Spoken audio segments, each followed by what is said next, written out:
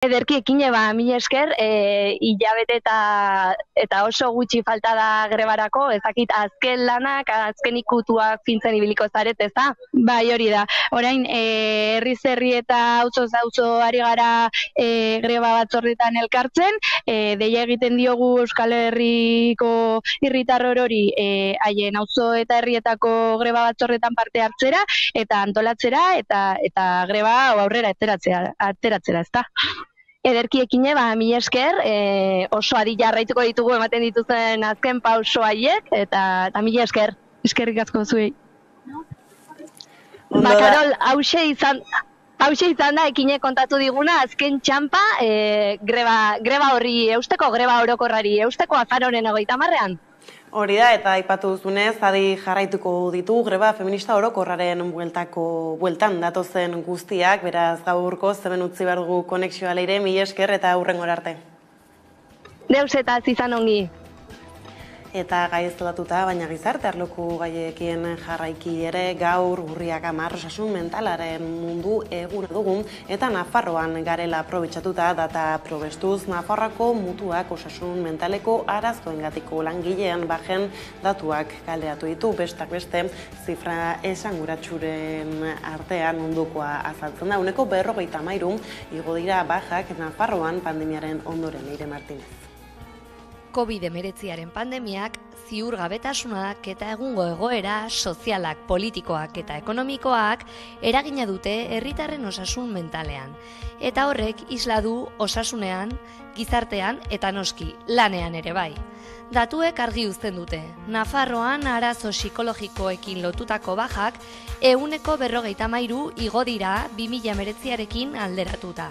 Eta igoera hori bi sexuetan eta adintarte guztietan gertatu da. Gure lurraldean ohikoa da ondo edo kontatzen dizut erantzutea.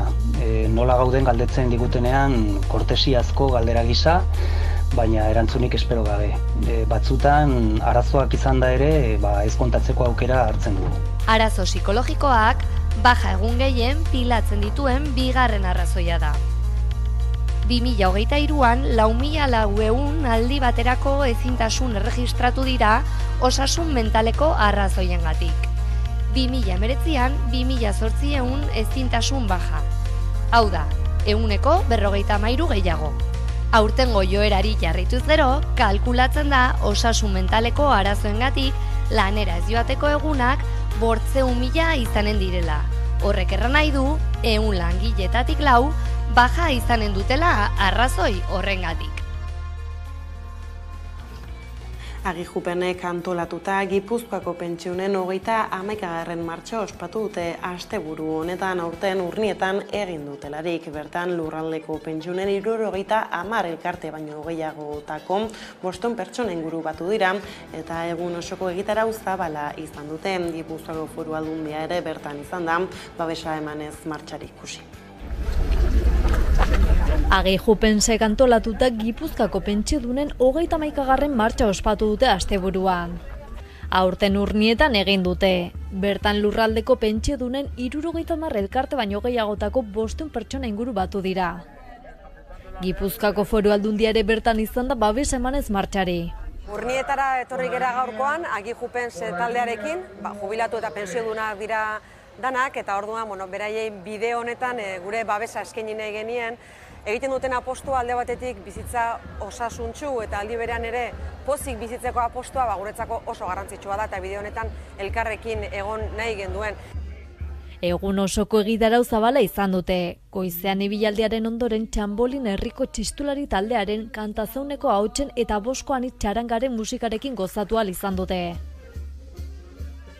Gipuzkoako erretiratuen kolektiboak Agijupensek dagoeneko badu datorren urterako hitzordua. 2024an Arrasaten egingo dute Gipuzkoako jubilatuen martxa. Ibilbideak egiten dira, eta askotan kostaldean egiten dira, eta gaurkoan urnietan, da datorren urtean Arrasaten guretzat ere gure lurraldea ondo ezagutzeko aukera bat bada, eta beraz puntu bat gehiago beraientzat. Ondo pasa izatela eguna, eta gu beraiekin partetxo bat egingo dugu gaurkoan. Bestaldetik erosalmenari eustea eta lan baldintzak Osakidetzako langileen baldintzekin parekatzea, horiek dira Arabako, Bizkaiko eta Gipuzkoako ambulantzietako langileen eskariak. Baldintza horiek lortzeko urte eta erdi daramate patronalarekin negoziatzen, baina ez duten ez lortu greba egita erabaki dute. Alam, ELA, LSB USO, LAB, UGT, Komisiones Obreras eta SK sindikatuek deitu dute lan uztera. Atzo, gaur eta bihar egingo dituztelarik.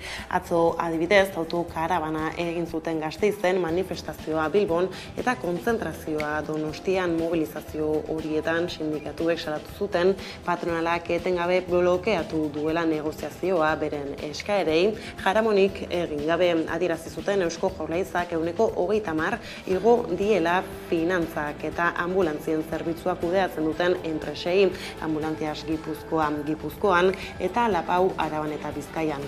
ELA sindikatuak atzo adierazi zuenez, enpresek 2,5% igoera eskaintzen dute datozen 5 urteetarako, naiz eta 2 urtean erosalmenaren 12% galdu duten. Gaur egun Arabako, Bizkaiko eta Gipuzkoako ambulantzia zerbitzuen 95% pribatizatuta daude. Ordea Gasteizko Mitxelineko langileek lantegien arteko batzordetik ateratzea erabaki dute bozken 51%rekin. Osotara erreferendumean langileen 70%ak hartu du parte eta 1237 baiezko bozka jaso dira. Orain Gasteizko langileen batzordeak erabaki honen berri emango dio zentroartekoari eta bertatik ateratzeko mekanismoak jarriko ditu martxan. Gasteizko Mitxelineko langileek zentroarteko batzordetik ateratzeko erabakia hartu dute 1237 baiezko bozkekin. Behin emaitzak ezagututa, Gasteizko langileen batzordeak lantokien artekoa uzteko mekanismoak abian jarriko ditu. Zentroartekotik ateratzeko prozesua burutzen denean, negoziazio kolektiboari buruzko erabakiak Gasteizko langileen batzordean hartuko dira. Erabakia ekoizpenaren murrizketanen iragarpena ezagutu eta aste batera hartu da. Zuzendaritzak Gasteizko lantokiak 2000 gurpil tona ekoiztari utziko diola iragarri zuen pasa den astean, taldeak langileengan konfiantza galdu duela argudiatuz. ELA, LAB, SK eta CGT sindikatuek iragarpena langileengan presioa egiteko egin zela salatu zuten. Behin emaitzak ezagututa, presio hori gainditzea lortu dutela baieztatu dute eta langileek hartutako erabakiarekin pozik agertu dira.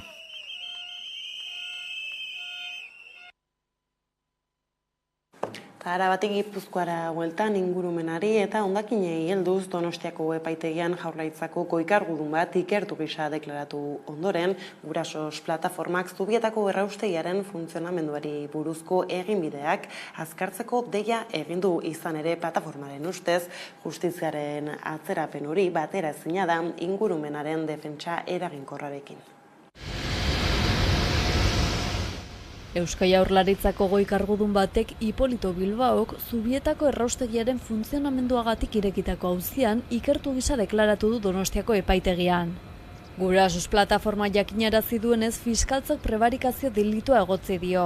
Ustez ezikusiarena egitegatik erraustegiaren inguruko lurrean eta lurpeko uretan eragindako kutsaduraren atzean egon litezkeen ingurumenez betetze larrien aurrean. Bilbao Eusko Jaurlaritzako ingurumen sailburuordetzako kutsaduraren prebentzio eta kontrol integratuko zerbitzuaren arduraduna da. Eta zerbitzu horren ardura da Araban, Bizkaian eta Gipuzkoan kutsatzeko ahalmen handia duten instalazioetarako ingurumeneko baimen bateratu guztiak izapidetzea. Kasu honetan Gurasosen arabera fiskaltzak funtzionario hori salatu du ustez gasak arazteko sisteman efluente toxiko eta arriskutsua duen purga klandestinoa dagoela ez begiratzagatik eta bere txostenetan ez islatzagatik. Proiektuan aurre ikusi gabe zegoen arrisku maila hori, aurre ikustera helduko balira proiektuak ez luke baimenik izan behar. Aitziti Gurasosek nabarmendu du Hipolito Bilbaoren adierazpenak balio izan duela behin betiko baieztatzeko Arantxa Tapia sailburua Eusko Legebiltzarra engainatzen saiatu zela tximinian inguruan purga sistema baten irudiak aurkeztuz, eta hori ez egokiola salaketari esanez. Ildo horretan plataforma gaineratu du ikertuak aitortu duela Tapiak Legebiltzarren emandako erantzunaren idazketan parte hartu zuela. Testu inguru honetan Bilbao goi-kargudunaren deklarazioaren ostean, ingurumen fiskaltzak eskatu zuen bezalako polizia ikerketa bat egitea eskatzen du Gurasos kolektiboak. Zubietako erraustegiaren funtzionamenduari buruzko eginbideak azkartzeko deia egin du. Izan ere plataformaren ustez justiziaren atzerapen hori bateraezina da ingurumenaren defentsa eraginkorrarekin.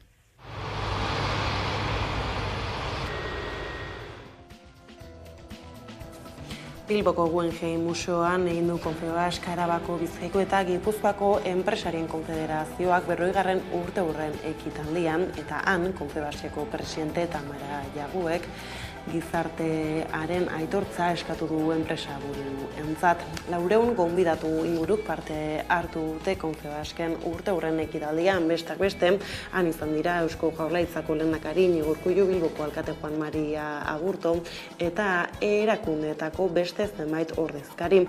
Espainiako errege Felipe Borboikoa ere egon da ekitaldian, hala hainbat gizarte eragileek gogor kritikatu dute aipatu euskal agintarien jarrera monarkia zuritzeaz gain beti kapitalaren interesen alde egotea egotzi diete eta baita ustelkeria babestea.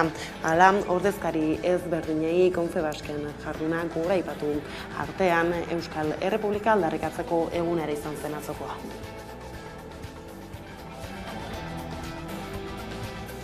Ordea Azpiazuk berriz eskatu die bankuei interes tasen igoera aurrezkien interesetan ere aplikatzeko.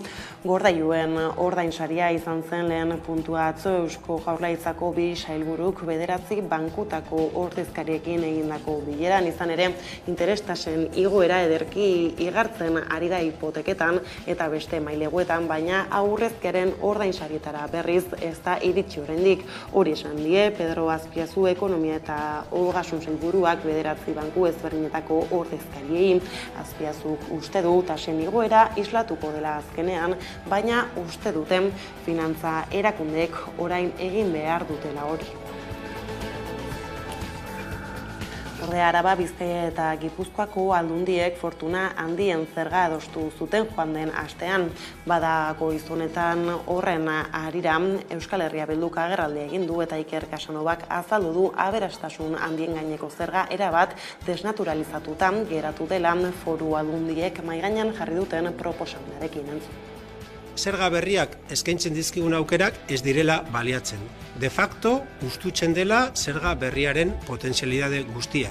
Zergatik, transposizioa egiterakoan, estatu mailan ahalbidetzen diren tipo berriak ezarri ordez, mantentzen direlako ondare zergan kontemplatuta zuten tipoak. Beraz, dirubilketa mantenduko litzateke. Zoik, tramorik altuenean, 16 milioitik gorako ondarea daukaten personentzat hor bai 3,5ko tipoa ezarriko litzateke. Baina beste kontribuyente guztiak salbuetsita gelituko ziren, ez lukete jasoko inolako zerga igoerarik. Gaizatuta berriz, politikarekin jarraiki, baina gai ekonomikoak albo batera utzita datorren urterako daude aurreikusita Eusko Legebiltzarrerako hauteskundeak eta PSEk martxan jarri du jada lehendakari gaia hautatzeko prozesuan. Bihartik urriaren 18 bitartean bermeak jasoko dituzte hautagai bat baino gehiago aurkeztuz gero, hauteskunde primarioak urriaren 29an egingo dituzte eta bigarren itzulia behar izanez gero azaroaren 5ean egingo dute.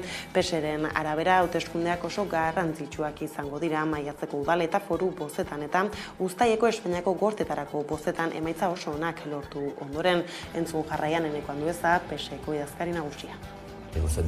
Denon buruan zeuala posibilidade hori agerian zeola eta ilusio handiz aurkezten naiz hori lehendakaritzarako hautagaia izateko.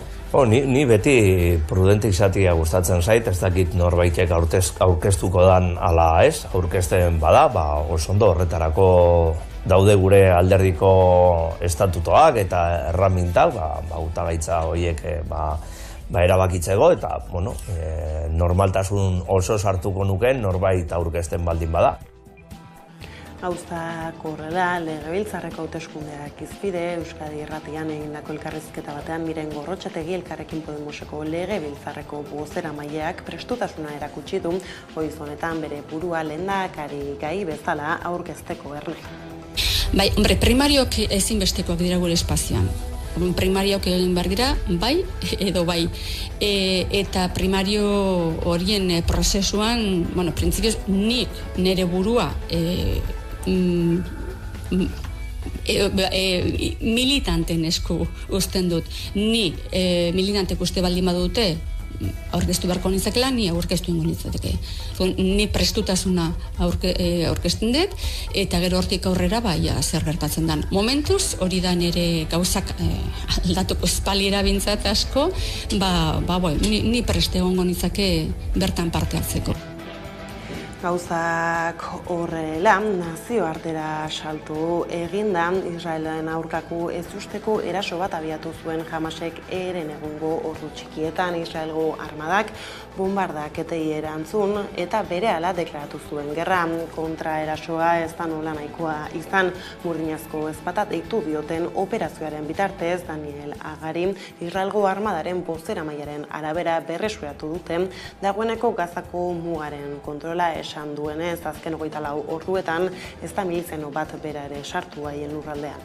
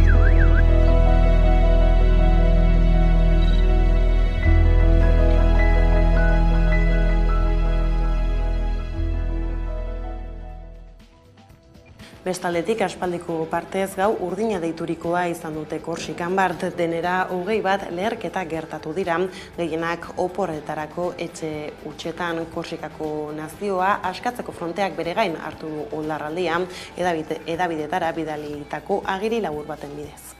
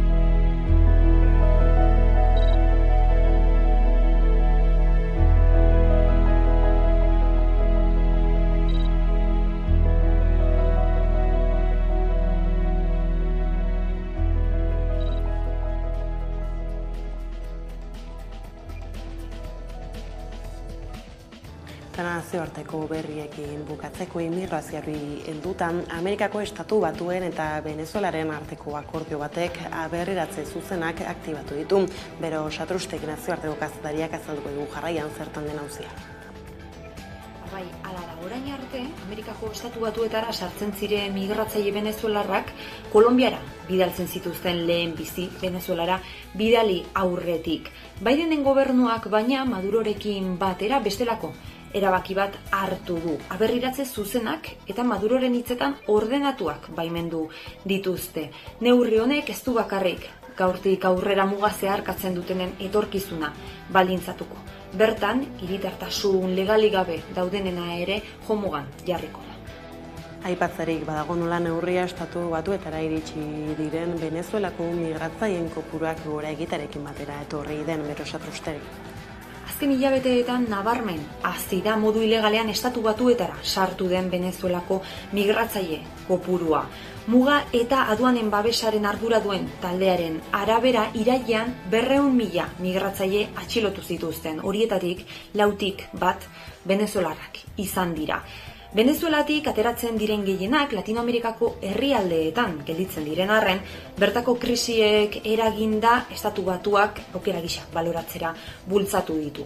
Esaterako, azken urtean New Yorkera 120.000 migratzaile iritsi dira, erdiak venezuelarrak. Hainbat hirietako alkateek laguntza eta terpea emateko ezintasuna adierazi dute, eta Bidenen gobernuak larrialdi egoera deklaratu du. Hauxe baita migrazioarena, baita herrialdeko politikan gai potolonetarikoa. Nolabait esateko are gehiago kontutan izan da hurrengo urtean hauteskundeak izanen direla. Harritu duten 2 erabaki hartu ditu Joe Bidenek, horietako bat. Texasen 32 kilometroko harresia eraikiko dela iragarri du. Bidenen esanetan, jarraitzeko asmorik ez zuen Donald Trumpen estrategia bere egin du.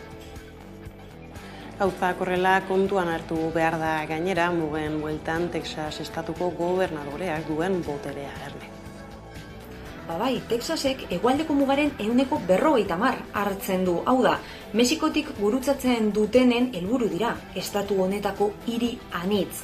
Migratzaileen etorrera masiboa salatzen dute autoritateek eta honekin azpiegituren saturazioa. Azken urteetan egoera honek eztabaidak sortu ditu gobernadore errepublikarraren eta Joe Biden demokrataren artean. Gainera, sekula ikusi gabeko mugimenduak egon dira. Agotek, Texaseko gobernadore errepublikarrak protesta gisa, autobusak eta hegazkinak kontratatu ditu migratzaileak demokratek kontrolatutako hirietara eramateko. Migratzaileen krisia deiturikoari aurre egiteko ez dira baina Estatu Batuetako baldintzak edo aukerak berrikustea eskatzen. Estatu Batuak migratzaileen herrialdeetan duen erantzukizuna modu kritikoan aztertzea ere ez da aukeren artean sartzen. Abotek, zuzenean, mugako segurtasuna hobetzeko laguntza ekonomikoak eskatu ditu arazotzat jo duen egoera honi aurre egiteko. Txamponaren beste aldean ordea New Yorkeko alkate demokrataren jarrera azpimarratu genezake. Adamsek erantzukizuna estatuko gobernuari eta gobernu federalari egotzi die, biak ere demokratak direnak. Eric Adamsek salatzen du ez dela laguntza nahikorik ematen etxebizitza eta kalitatezko zerbitzu sozialak eskaintzeko. Adamsekin batera, beste lider demokrata batzuek utzi ezaiezue lan egiten lemapean migratzaileen egoera salatu dute. Eta honekin hitzi da gurean gaur magazineko albistegiaren bukaera, eguneko elkarrizketa nagusiari heltzeko laster gara bueltan albiste gehiagorekin. Ongi etorri hemen saiora, gaurkoan gabe berriz, Paginara eta biok, nimiren, bakizute amatasun eta hitz egiteko goz, baina amatasunak edo amatasunak pluralean, beti esatu duen bezala, baina ez amatasuna ere bada amatasunaren parte ez. Azkenean gauza bat ez delako besterik gabe. Zergatik zara ama? Galdera gutxitan entzuten da gure jendartean, aldiz noizko edo zergatik ez zara, akaso gehiago entzuten da, gaur egun oraindik. Hasteko esango dut, nik betidanik eta usteot oso gaztetik, oso garbi eukidotela, ez dutela ama izan nahi. Ez nau sekula erakarri, ez dut sekula desi hori sentitu, nahi hori sentitu, eta aldi beren ere, nik usteot oso konstiente izan naizela, edo beti defendatu dutela, ama izatek behar dula benetako nahi bat.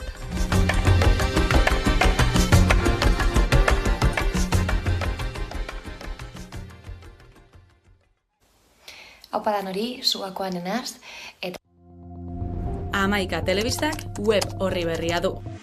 Aktualitatea, saioak, podcastak, programazioa eta gehiago aurkituko duzue bertan.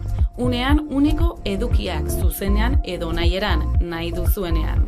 Edozein tokitatik Hamaika telebista denon eskura, mugikorrean eta ordenagailuan. Etengabean eguneratzen den informazioa. hemen amaika.eusen.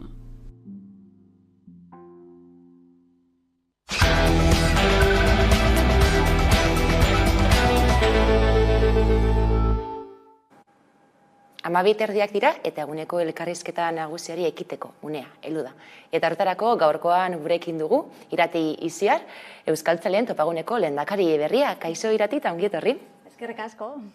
Bueno, Kike Amonarrizek lekukoa eman dizu, nola hartu duzu erreleboa? Oso pozik. Emozio nagusia da, postasuna, bai, maitasun asko gainera jasotzen nabil, azkenengo 2 asteetan, jende asko zoriondu nau, zoriondu du topagunea baita ni aukeratzeagatik, baina batez ere posa. Ardura ere, noski, ez da bakarrik Kikeren atzetik edo ordez natorrelako, topaguneak ere badaukalako, badaukalako ibilbide bat, badauka indar bat, badauka referentzialtasun bat euskalgintzan, eta, horren ardura, topagunearen irudia edo bozgorailua izango naizelako.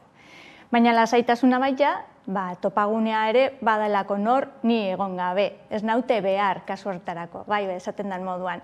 Mugimendua martxan dago, trena martxan dago, lantalde egonkor bat dago, proiektu bat badago, orain gainera kongresu bat egingo dugu, aurrera begira jarriko gaituena. Orduan, ni laguntzera nator.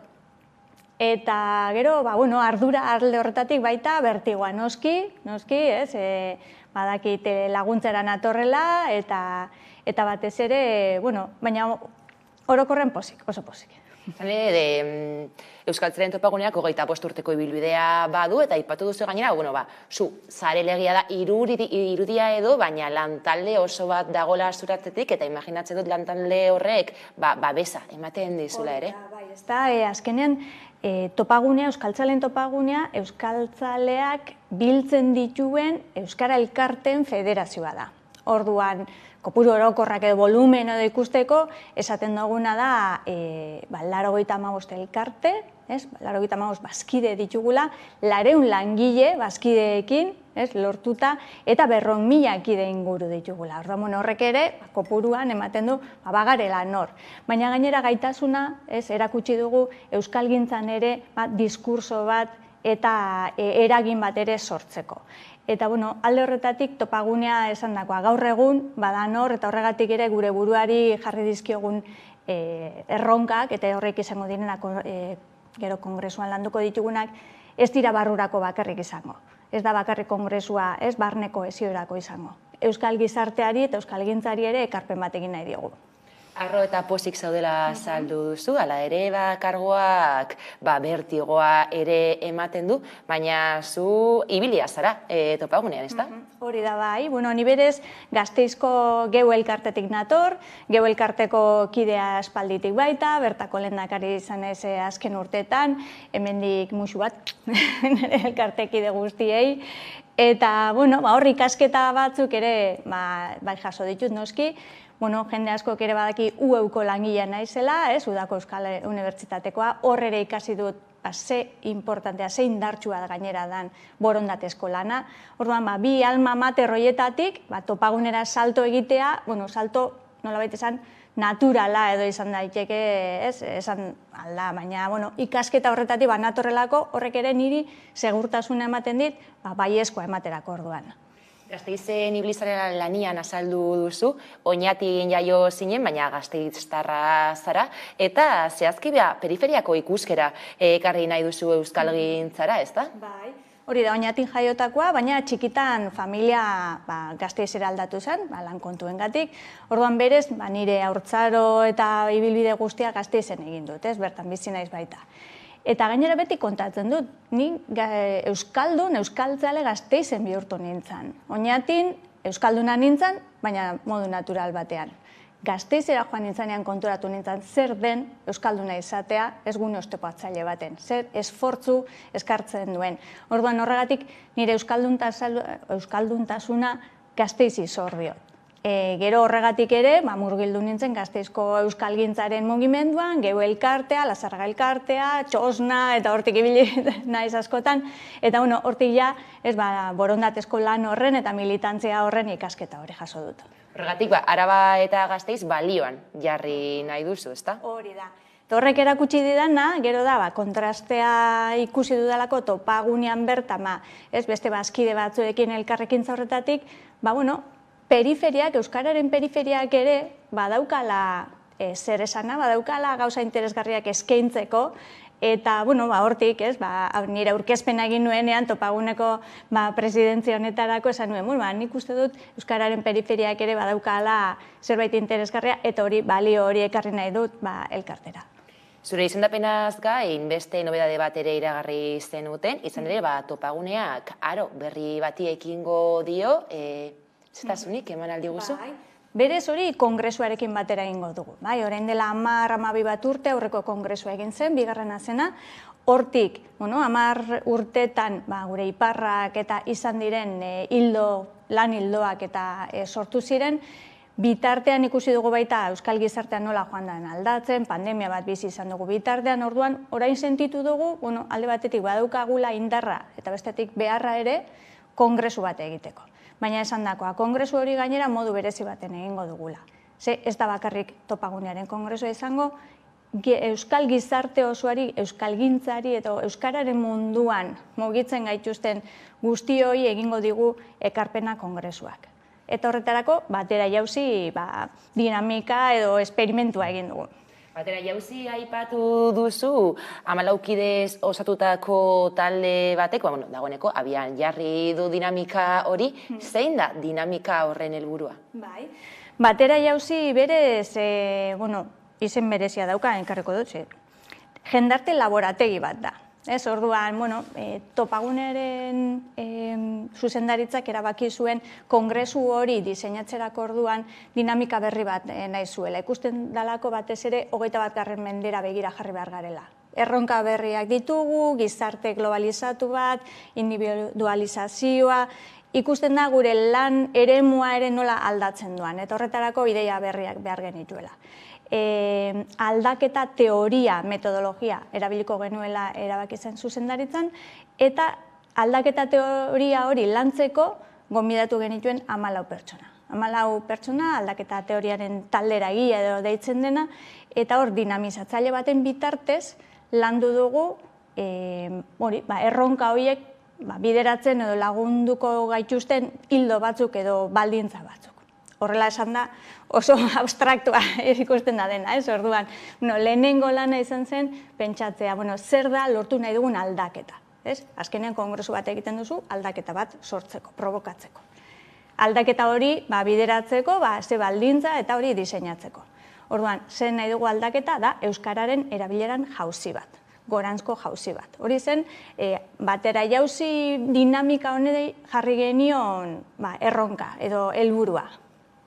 14 pertsona horiekin dinamizatzaile oso indartsu eta oso lan dinamika oso exigentea izan da, 2 asteburutan konbibentziak egin behar izan ditugu, ni neu ere egonez bertan, 14 pertsona horien artean euskararen mundutik aparteko jendea egon da, orduan asko izan da entzute aktibo bat, etorkinak egon dira, euskalgintzatik kanpoko jendea, jende erdalduna, gainera bitartean ere kontraste taldeak ere egin dira, 200 pertsona inguruko kontraste taldeekin egon gara. Orduan, hemen amaienan jaso den txostentxo hau, oso landuta dator, oso kontrastatuta, baina egia da baita ez da testu akademiko bat, da batez ere ideien multzo bat, eta hemen gurari bat dago. Orduan, honetatik, kongresurako txostena liseritu dugu eta osatu dugu kongresuan landuko duen txostena. Orain bertan ezin dudan askoz aurreratu, ze topaguneko bazkideekin lantzen gabiltza. Bestelako gai bati buruz galdetu nahi dizut, hezkuntza legeari buruz alegia, emandakinak dagoeneko aurkeztu dituzte, ez dakit nola ikusten duzu egoera, hezkuntza legeak aurrera egingo du, agintaldi honetan indarrean sartuko da, gaurkoan eneko handuezak esan du, EH Bildu ez dela ezinbestekoa akordio horretan, nola ikusten duzu egoera? Begira, justo, batera jauzin da, baita kongresuan aurkeztuko dugun txosten honetan ere, ikusten dugu euskaldun hiztunak sortzeko prozesu sistemiko bat izan behar dela. hezkuntza da bat, hezkuntza arautua bat izango da, baina sozializazioa ere oso importantua da, eta baita nola ez, hezkuntza ez arautua, eta horrekin lotuta euskaltegiak, eta baita helduen euskalduntzea. Orduan, hezkuntza legearen lanketa ikusten dugu oso importantea dela, estrategikoa dela euskararen erabileran ere jauzi bat emateko, horrekin batera, sozializazioa eta helduen euskalduntzearekin batera. Topaguneak batez ere lan egiten du eta lan egingo du sozializazio eta euskalduntze horretan laguntzen. Orduan, gure ustez topaguneak kontseiluaren parte gara, kontseiluko kide moduan, eta euskararen hezkuntza legearen inguruan egon diren dinamika guztietan ere parte hartu dugu, batez ere ikusten dugulako modu sistemiko baten ulertu behar dela euskaltzaletasuna eta euskalduntze prozesua. Eta euskaraz gabiltzala, euskararen kontrako oldarraldia badagoela argi dago, kontseiluak manifestaziora deitu du. Nola ikusten duzu egoera, bitarte hortan gainera, Madrilgo Kongresuan orain euskaraz egin daiteke, Europak bidea abiatu du, ezta? Europan bidea abiatu da, euskara ofizialtzeko, eta ikusteko dago, zer gertatzen den, baina gurean Euskal Herrian sarri, Euskal Herritarrek ez dute eskubide hori. Hora da, begira, diagnostikoa zeuke egin duzu eta gainera konpartitua da. Euskararen bizi berritzean lanean hainbat urtetan dihardugun guztiok kezkatik ikusten dugu guztia. Egia da, oldarraldi bat dagoela, hor ere mugimendu politiko batzuk daude, eta gainera oldarraldi honek egindako lan guzti hori ez baian jartzen du, eta gainera batez ere ondorioak bizikidetzan ditu. Ez da bakarrik hizkuntza gutxituaren mugimendu Europar horretan, munduko mugimendu horretan ere badaudela, ez bakarrik Espainian, Frantzian da beste eraso batzuk ere badaudela. Baizik eta ikusten dugu justizia soziala, hizkuntza berdintasuna eta bizikidetzaren kontrako mugimendu bat dela. Orduan, kongresuan eta euskara ofiziala erabiltzea eta hori oso ondo dago, ikusten dugu simbolikoki indarrandiko mugimenduak direla, baina honek ere badakigu nolako kontraesanak sortzen dizkigun. Nafarroan adibidez, parlamentoan ez dalako posible euskaraz egitea, edo Ipar Euskal Herriko herritar batek bere udalarekin agian ezin duelako euskaraz egin. Orduan, badaude aurrera pausuak, noski, eta horiek ere egin behar dugu, baina ikuspegi global oso importantea da. Azkenean, hau guztia bizikidetza, hobeto bizitzeko gizarte bat da, gizarte mugimendu moduan planteatzen duguna, orduan, euskararen kontran egiten den guztia, bizikidetzaren kontran egiten dena bezala ulertzen dugu, horregatik da hain importantea, kontseiluak egin duen deialdi horri erantzutea. Mugimendu sozial moduan eta kalean ikustea, kalean erakustea ez gaudela gustora, ez gaudela prest hau onartzeko eta gure eskubideak direla, baina bizikidetzaren alde egingo dugula lan. Lehen aipatu duzu, batera jauzi dinamikaren nondik norako batzuk, ikusentzunezkoen kontsumoa biderkatu da erderaz, eta hori bada erronka berri bat, ezta? Eta hor daude bat artean globalizazioa, individualizazioa, ez dakit nola erantzun aldiegun erronka berri horiei? Horrere begira, hainbat dinamika sortu dira, kezka daukagun guztiok ikusten ditugu, plataformak euskaraz, begira orain primeran ere sortu da, edukiak sortzen gabiltza, edukiak sortzeko gaitasuna badaukagu. Hori ere nik uste dut azpimarratzekoa da.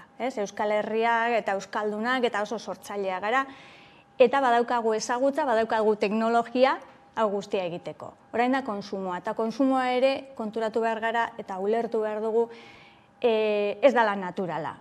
Hau ere sortu egin behar dela, konsumo hori eta bultzatu egin behar dela eta konstienteki kontsumitu behar dugula. Dena gure kontra dagoelako, globalizazioa, mundializazio hortan, beste hizkuntza askoz ere indartsuagoak ditugulako gure inguruan, eduki gehiago daukatenak, baliabide gehiago dituztenak. Baina guk badaukagu gaitasuna, hori sinestu behar dugu kalitatezko gauzak egiteko, behar ditugun gauza horiek ere sortzeko, gure mundu ikuspegi horretatik, eta hori konsumitzea gure esku dago, guk bakarrik egin dezakegu. Aipatu duzu kontsumoa, autua dela, agian autu politikoa izan beharko luke kontsumo hori bultzatzeko. Hori da, azkenean, hizkuntza politika aipatzen denean, beti pentsatzen dugu hori dela administrazioak egiten duena, baina hizkuntza politika hiztun guztiok egiten dugu. Ze hizkuntza erabiliko dugun, aukeratzen dugun bakoitzean. Azkenean, deno garelako elebidun ero elanitzak. Orduan, hiztun gisa, norberak aukeratzen du momentuan behar duenaren arabera ze hizkuntza erabiliko duen. Eta kasu honetan, euskararen kasuan, hizkuntza gutxitua izan da, hori esfortzua da. Eta badakigu, kostatzen dela, ez dela erresa, baina badaude bideak, egingarria da, eta konsumoaren erabileraren moduan, konsumoaren kasuan ere, hizkuntz politika da. Lehen aipatu duzu, kongresoen inguruan ezin duzula zetasun askorik eman. Hala ere, ez dakite azaldu aldizkiguzun, zeintzuk izango dire gai nagusienak edo zentralak kongresu horretan? Bai, kongresura azkenean batera jauzitik eraman ditugu 5 baldintza nagusiak, batzuk bai dira oso topagunekoak, oso gure mugimenduarekin lotuta daudenak, kezka handia daukagulako besteak beste aktibazioan. Euskaltzale aktibatuen mugimendu bat gara. Euskaltzale horiek elkartetan biltzen dira eta hori federazioa hartzen da. Baina badakigu gizarte mugimendu guztietan desaktibazio bat ere gertatzen da bilela. Orduan, kezketako bat hortik dator. Baina gero beste kezka nagusia da justu hori, euskararen erabileran pauso bat egin nahi dugu, pauso hori egiteko ikusten dugu sistemikoki pentsatu behar dugula, gizarteko elementu ezberdinak hartu behar ditugula kontutan, azkenean eraldaketa sozial bat sortu nahi dugulako. Orduan, alde batetik bai egongo da, ze garrantzitsua den sareak sortzea, pertsonen arteko sareak. Sare horiek sortzerako orduan ere ze garrantzitsuak diren, hizkuntza minak ere kontutan hartzea. Baita ikusten dugu, euskaldun berri horiek sortzerakoan edo, perfil ezberdinak daudela, perfil berriak sortu direla euskaldunen artean, eta perfil horietarako ere identitatea emango dion iruditeri bat ere sortu behar dela, eta hau guztia barne biltzeko, lehen esan dakoa, euskaldunak sortzeko sistema universal eta orokor bat egon behar da, eta honetarako itun eta akordio politiko berrituak behar ditugula. Gutxi gero bera, horiek dira titularrak nolabait esateko horren inguruan egingo dugu lan. Gainera, erabakitzeko tarte bat ireki duzue kongresura bitarteko denboran, eta erakundearen hurrengo hamarkadetako lan ildo eta estrategiak definitzeko edo, ez dakit nola doan? Bai, hori ezinbestean. Hau kongresu bat da, bazkideek erabakitzen dute, mugimenduaren da kasu honetan federazioaren hildoak. Orduan, aurrelan bat egin da, batera jauzi egin da, kongresuaren txostena osatu da, eta orain bazkideekin kontrastatzen gabiltza. Bazkideak esandakoa, berez dira euskara elkarteak. Orduan, euskara elkarte horiei dokumentazioa banatu zeie, dinamika ezberdinen bitartez eta formazio ezberdinen bitartez, hau trasladatzen saiatuko gara, bestela horrela bere horretan batzutan oso abstrakto gelditzen da baita, orduan dinamiken bitartez landu egingo dugu eta ekarpenak eskatuko zaizkie. Hau da, hasierako txostena bezala, ekarpenak oso garrantzitsua da topagunearentzat tokian toki lan egiten dugula. Euskara elkarte horiek laguntzen digute Euskal Herri osoaren ikuspegia izan da, tokian toki lan egiten. Behar ezberdina direlako, Oionen, Atzurukun, Trapagan edo Andoainen. Orduan, ikuspegi horretatik, bazkidekin landuko duguna da batez ere hori, orain ekarpenak eskatu, eta ahalik eta modu adostuenean iritsiko gara azaroaren 18an kongresura. Azaroaren 18an orduan kongresua, lehen euskaren kontrako oldarraldia zitze egin dugu, kontseiluak manifestaziora deitu du, ez dakit nola egin aldiogun aurre euskaldunok euskararen kontrako oldarraldi horri? Lehenengo pausua, azaroaren 4an agertu behar gara hemen Bilbon, eta kaleak hartu behar ditugu. Batez ere erakusteko, hau ez dela 3-4 erakunderen edo ez dela bakarrik epaileen gauza bat, ez dela bakarrik administrazioan lantzen denak. Euskaldun guztioi afektatzen digun egoera bat dela. Baina ez bakarrik euskaldunoi. Azkenen gizarte mugimenduetan eta gizakion eskubideen inguruan, eskubide sozialen inguruan lanean dabilen edon hori afektatzen dion oldarraldi bat da. Azkenean, lehen aipatutakoa, justizio soziala, bizikidetza da eskatzen duguna, aldarrikatzen duguna guk euskararen bitartez landuko duguna. Baina badaude beste mugimendu batzuk, baztertuekin, migranteekin, emakumeekin ere, justizia soziala eta bizikidetza ere lantzen dutenak.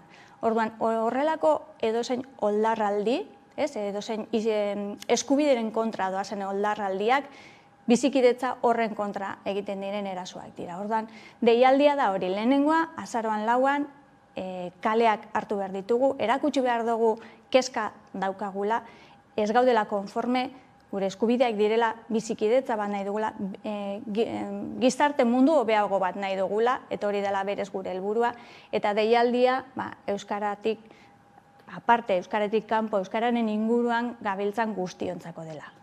Eta bukatzeko Irati, lehen aipatu dugu ezta, Europan euskara ofizialtzeko bidea ireki dela. Imaginatu, demagune Europan euskara ofiziala bihurtzen dela, baina Euskal Herrian hainbat lekutan euskara oraindik ez da ofiziala. Nolako irakurketa egin dezakegu horren inguruan? Bai, hori da, horbe kezkatik edo politikek eta azkenean herrialde ezberdinetan banatuta egotea gure moduan estaturik gabeko herri bat garelako olako inkongruentziak sortzen ditu. Alde batetik batzutan bai da ofiziala eta estatus bat dauka, beste batzutan ez da ofiziala, gainera ez da bakarriko ofiziala, gutxitu eta baztertua dago, baina gero, orduan, olako egoerei ere aurre egiten ikasi behar dugu, batez ere, 21. mende honetan ez dakigulako zer gertatu daiteken, ikusi dugu baita politikak eta estatuak eta nola mugitzen diren, orain dagoen oldarraldi atzerako jori ez genuen espero, badakigu euskara betik egon dela ez aspiratua, baina hau mugimendu atzerakoi hau mundu mailakoa da. Orduan, ez gara isla bat, mundu mailako dinamiketan mugitzen gara, orduan ofizialtasuna oso importantea da, baina ikusten dugu baita ez da nola baita esan, bai da azken helburua, kasu batzuetan ez dagoenean, baina ez da bakarra. Beste gauza asko ere lortu behar ditugu, euskara bizi berritzen jarraitu nahi baldin badugu. Eskerrik asko, Irati Ziar, Euskaltzaleen topaguneko lehendakaria gaurkoan gurekin izateagatik eta hurrengo arte. Eskerrik asko zuei, nahi duzen arte. Agur. Eta orain tarte bat, eta jarraian itzuliko gara eguneko solasaldiarekin, gaurkoan gurekin izango ditugu Carmelo Landa eta Maialen Freira. Orain arte. Kaixo, Neritz Furiak naiz, eta jarraian ikusiko duzuen bideoklipeko kantua Ia deitzen da. Emadan diskoan kaleratu nuen Junko kantuaren bertsio zaratatxu eta euskaratua da, eta oraingoan nirekin batera aritu dira gitarran Pascal Irigoyen, gitarran ere bai Mono Irazi, eta baterian Rotaldeko Uso, beraz ea gustoko duzuen, eta badakizue bizi musika saioari ez utzik egin.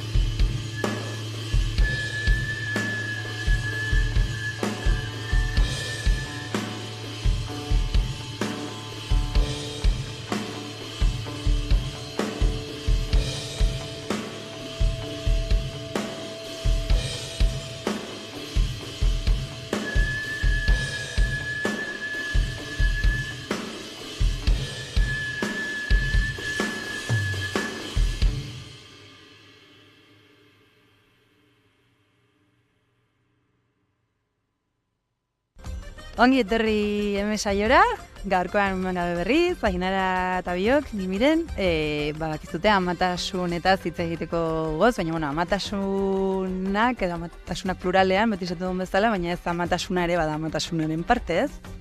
Azkenean gauza bat ez delako besterik gabe. Zergatik zara ama? Galdera gutxitan entzuten da gure jendartean, aldiz noizko edo zergatik ez zara, akaso gehiago entzuten da, gaur egun oraindik.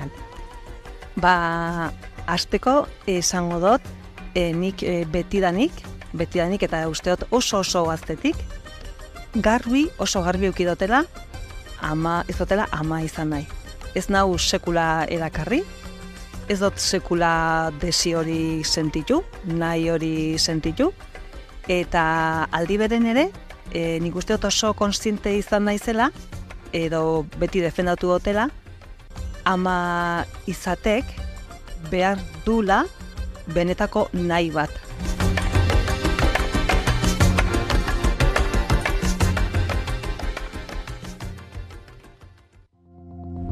Hamaika telebistak web orri berria du. Aktualitatea, saioak, podcastak, programazioa eta gehiago aurkituko duzue bertan. Unean, uneko edukiak zuzenean edo nahieran nahi duzuenean. Edozein tokitatik Hamaika telebista denon eskura, mugikorrean eta ordenagailuan. Etengabean eguneratzen den informazioa. Hemen hamaika.eusen.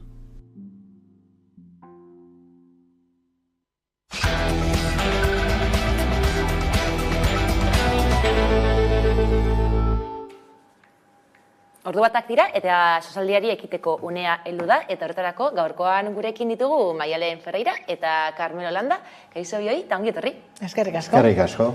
Migrazio politikekin hasiko dugu gaurkoan. Bueno, batetik, Aita Marik 11. misioa abiatu du eta migrazio politikez, Europako krisi araudiak ustez errefuxiatuen eskubideak indartu nahi dituen itun horrek giza eskubideen oinarrizko printzipioak larriki mehatzatzen dituen zetapenak bildu ditu Aita Marik. Ez dakit nola ikusten duzuen zuek egoera?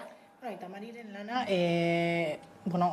asko danaman, ja bizpa 3 urte, azkenean ezin dugu astu, pertsonak hartutako atunero bat dala, eta horrekin lortu izan dutela 11 aldiz itxasora fatea eta 300 pertsona salbatzea, oso lan garrantzitsua da eta orain arte oso laguntza gutxi jaso izan dute, orain jala egun batzuk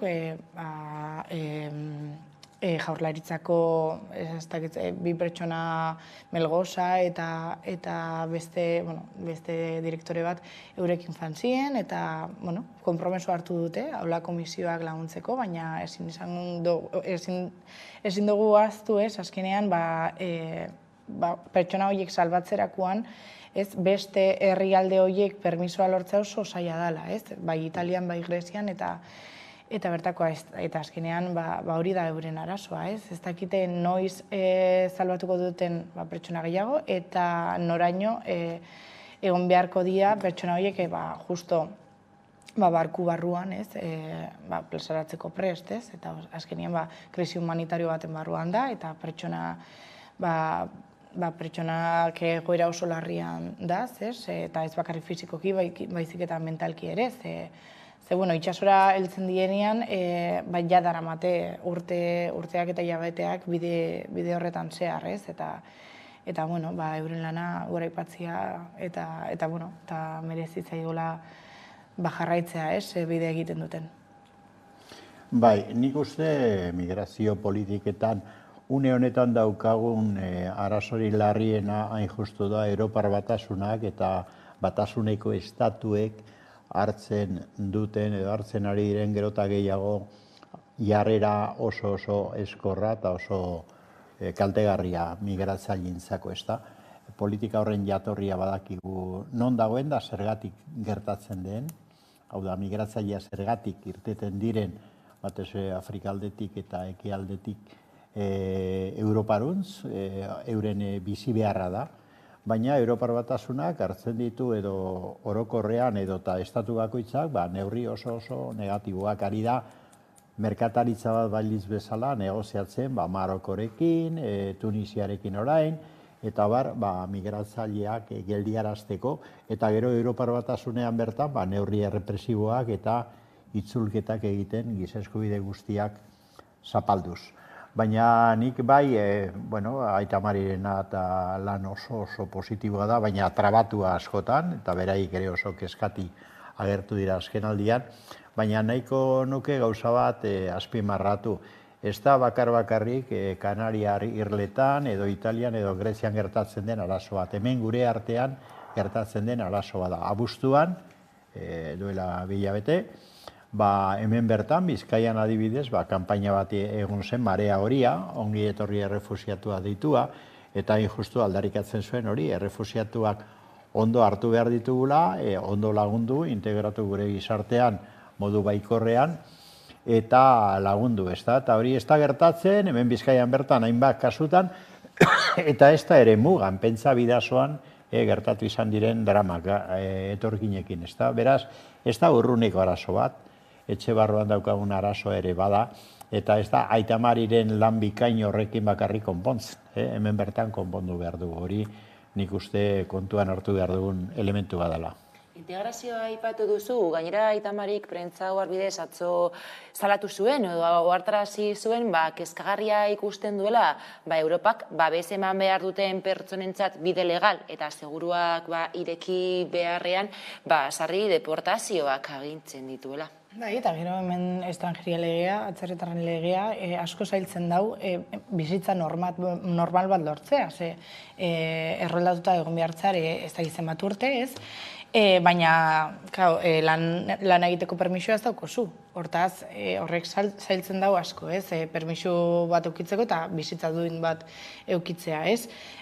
Nire ustez, da bai instituzioen eta gobernuen errua, baina ere, gizarte gisa zertxo baita daukogu esateko. Azkenean, gure artean daz, eta ez dugu, edo gehien bat ez dugu tratatzen gure modukoak. Arrazismoa hor dago, eta asko pairatzen da. Bai lanean, bai etxe bizitzan, eta bizitza bat normal bat eukitzeko, euren trabak izugarrizkoak dira.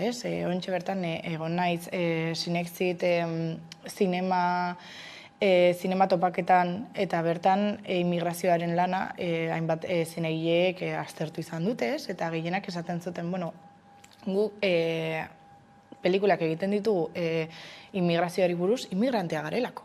Eta azkenean, guri tokatu zaigulako hau bizitzea, baina loteria bat da. Gu ez dugu pasaporterik eta edozin pertsona ilegal izan dezake edozin momentutan, eta azkenean kontatzen zuten ere Europar Batasuneko herritarrok adibidez estatu batuetara joaten diezenean, atzerritarrak dira eta atzerritar txar moduan hartzen dituzte, ez badia aberatsak izaten badia, mundu osora bidaiatu dezakete, baina azkenean da hori, paperen atzian eta pasaporten atzian pertsonak daz. Eta pertsona moduan tratatzia batzutan mundu honetan oso zaila da, eta hori ezinezkoa izan beharko litzateke, azkenean danok berdina gare. Itza hemen baino lehen, Carmelo, zuzenean jango gara Aita Marira, izan ere, kamararen beste aldean dugu, Kristina Campos Soloslea. Kaixo, Kristina? Kaixo, egunon. Aita Marin bertan zaude, Aita Marik, 11. misioa ekin dio. Nola abiatu du misioa Aita Marik? Bueno, hori da, 11. misioarekin atera gara, atzo atera ginen Burrianako portutik. Tripulazioa 3 aste segon da Burrianako portuan itsasontzia eta prestatzen eta bere burua prestatzen, eta gu voluntarioak 2 aste igaro ditugu bertan, hori, formakutzarekin eta baita gure burua eta guztion artean talde indartsu bat egiteko. Itxasatu zineten, ez dakit, zein da osatzen duzuen taldea bertan Aita Marin? Zenbat pertsona zaudeten momentu honetan? 14 pertsona gauz, 8 pertsona tripulazio osatzen dute, kapitaina, lehenengo eta bigarren ofiziala, jefe de makinaz, gero makinazen ere lan egiten duen marinela, eta gero puenteko 2 marinel, eta gero 6 voluntario, mediku bat, erizaina, fotoperiodista, da 3 akuatikoak edo, esan genezake. Atzo atera zineten, eta ez dakit, klaro, agian ezin duzu jakin misioak zenbat iraungo duen, ezta? Bueno, bai, atzo atera ginen, orain bagoaz gure erreskate egunerontz abiatzen ari gara, eta ez dakigu zehatz mehatzea noiz voltatuko garen, baina gutxi gora bera normalean itxasuntziak hilabete pasatzen du itsasoan erreskate egunera juten, gero bertan egoten da, gero pertsona, erreskatatzen ditugun pertsona horiek portu ziurrera eramaten eta gero berriro ere bueltatzen. Erreskate egunera joango zaretela adirazi duzu, zehazki norantzko joera hartuko duzu, norantz joango zarete? Bueno, gu Maltako alde horretara jungo gara, arantza abiatuko gara, baina gero ja, bueno, itxasontzi piloa baude hor ahalik eta jende gehien laguntzen, erreskatatzen, eta, bueno, haien eskubideak bueltatzen edo berreskuratzen saiatzen. Así que, bueno, tokatzen zaikun lekuan hor egongo gara prest jendea laguntzeko. Kasko Kristina Kanpoa, Aitamariko soloslea gurekin izateagatik, eta animo eta zorionak eta eskerrik asko egiten duzuelena. Eskerrik asko zuei. Eskerrik asko. Bueno, entzun dugu ez da, nola hilabete egongo dira, ez dakite noiz itzuliko diren, baina, bueno, ikaragarria da, nola zelako elkartasuna dagoen, eta zerolako gogoak dituzten laguntzeko eta duten aldea, bertan jartzeko. Dudarik gabe, Kristina Kanpok azaldu duen moduan egiten duten lana oso garrantzitsua ez, txalogarria eta ezinbestekoa da, eta, klar, giza eskubideak esaten dugunean bizitzak salbatzen ari dira, bizitza konkretuak ez da, eta asko gainera, eta ez dute beti lortzen, zergatik traba ugari jartzen dizkietelako, bai legez, bai gezurra bat dirudi ere zigorrak jarrita lan horregatik, eta gero baita ere traba militarrak, itxasontziak ateratzen dira, Siriatik, Libiatik, Tunisiatik, Marokotik, hori trabatzera eta oztopatzera, ez da.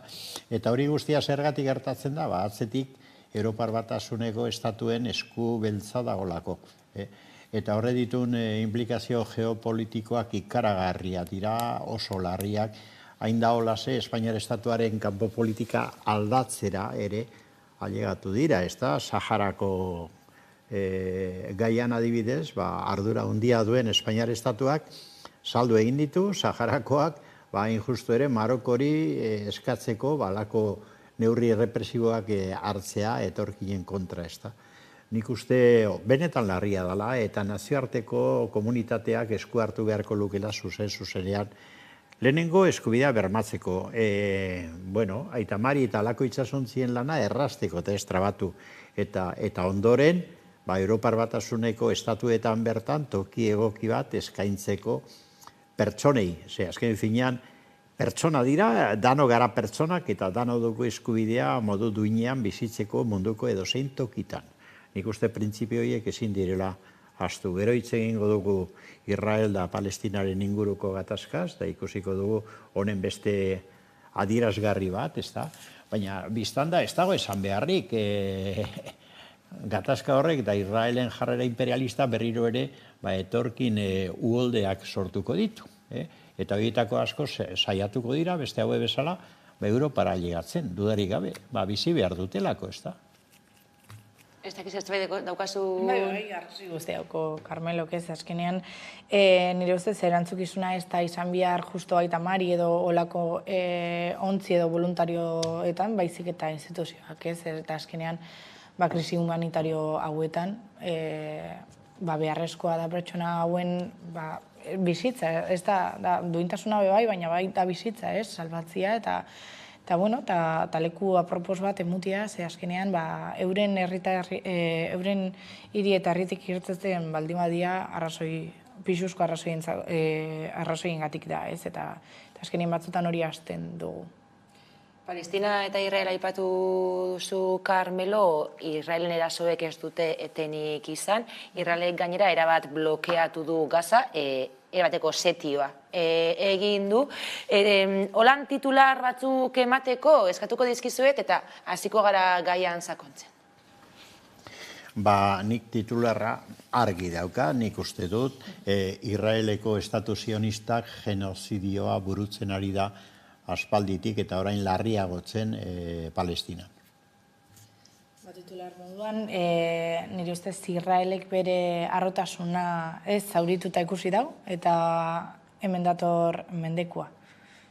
Mendekua, bere harrotasuna apurtuta edo, eta horregatik badibidez basan du, ezta? Egingo duela inoiz egindako erasorik gogorrena eta bortitzena, eta horren adibide, momentu enten Gazan ez daukatela ez argindarrik, ez hornidudarik, nola ikusten dugu egoera? Begira, egoera aztertzeko ezin dugu bakarrik ikusi telebistan edo egunotan ematen diren irudia sakondu egin behar da, ezta? Zer dago horren azpian? Zeren berehalako iruditara eta berehalako esaldietara begiratzen badugu, seguruenik gure irizpidea erratu egingo da, zeren interes ugari dago gatazka horren inguruan. Da orain adibidez, berehalako iruditatik eta hitzetatik askok eta askok esaten digutena komunikabideetan da, Israel defendatu behar dela, eta estatu demokratikoa dela, eta aldiz palestinarra terrorista direla. Mezu hori da justu kontrakoa. Justu kontrakoa da, aztertzen badugu apurua sakonago egoera. Eta egoera hause da, nondi datoz Israel da Palestina, hori lehenengo. Jatorria oso aspaldikoa da, naiz luzatuko orain, ze ez daukat aukerari, baina bai izango dut, Israelen da Palestinaren lehenengo jatorria, 2000 urte baino gehiago dela, jatorri etniko eta erligiosoa dela. Iturri erligiosoak ditu, berezik Israelek, bere oraingo existentzia justifikatzeko, delegitimatzeko erabiltzen dituenak horiek dira, eta Biblian eta Toran oinarritzen dira. Historikoki zer da, herrialde arabea batetik eta hebrea bestetik asentatu izan dira duela 2000 urte eta gehiago inguru hartan. Hola da. Baina gatazka hau bere bizi horretan oso berria da. Esan edot ere negunekoa izan daiteke. Eta non dauka sorrera, esango dizut, mundu gerraren ondoren. Aurretik Britania Handia kolonizatua zeukan Palestina, kolonizatua eta babes lurralde deitzen zuen, eta mundu gerra amaitu zenean, onartu zuen, bigarren mundu gerraren amaieran, onartu zuen, jada zionismoak, hau da, Israeleko korronterik agresiboenak egiten zuen planteamentua zen estatu israeldar bat sortzea Palestinaren gainean, edo Palestinaren lepora. Hori onartu zuten, eta horrela gertatu zen. Nazio Batuen erakundeak bide eman zion horri, egin zuen partizio bat, eta Palestinarrei kendu zien lurralde gehiena, eta han asentatu zen Israel. Da han asentatu zenetik eta zionismo bezalako ideologia agresibo baten ondorioz, joan da kolonizatzen gerota gehiago Palestina. Ikusten badugu mapa hau oso adierazgarria da. Ikusten mapa honetan oso ondo ikusten da zein izan den Palestina berdez jarrita dagoen horren bilakaera, ezta? Israel zuriz, gerota gehiago ari da jaten, eta gune honetan iaia gelditzen den bakarra da Gazako zati hori, eta bestea ari da sakabanatzen, ezta? Nik uste dut oso adierazgarria dela. Orduan, dago hemen, eskalada imperialista bat, Israelen aldetik, Palestinaren kontra, eta jakina, ari da disolbatzen Palestina, Israeleko estatuaren menpe, eta gainera jarrerak izan dira militaristak, eta estatu terrorismo bat aplikatzen ari da Israel aspalditik. hori ez dago zalantzarik hor. Eta orain, palestinarraia nik uste limitean daudela, egin dute halako erantzun bortitz eta noski dudarik gabe desegokia askotan, zibilak erail dituzte eta bar, baina, klaro, orain astea zaratak esaten terroristak, eta Israel, estatu demokratikoa konsideratzea, Europar Batasuna berak egiten duen bezala, adibidez, estatu batuek, nik uste dela gauzak aldrebez aztertzea.